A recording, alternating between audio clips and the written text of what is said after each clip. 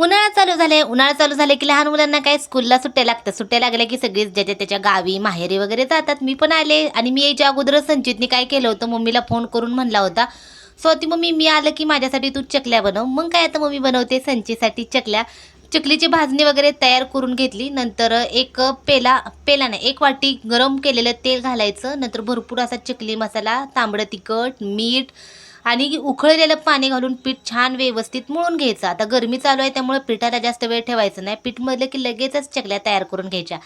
तर इथं बघू शकता मस्त तशी आपली चकली कशी तयार होते. आणि चकल्या झाल्या की मम्मी अशी चकली करून देत होती आणि मी तेलामध्ये तळत होते. आता चकली दिसायला म्हणजे सगळ्यांनाच वाटतं चकली पटकन होते, पण पटकन होत नाही. करायला पटकन होते पण तळायला सगळ्यात जास्त वेळ लागतो. आणि खरंच खूप मस्त आणि एकदम भारी झाले होते.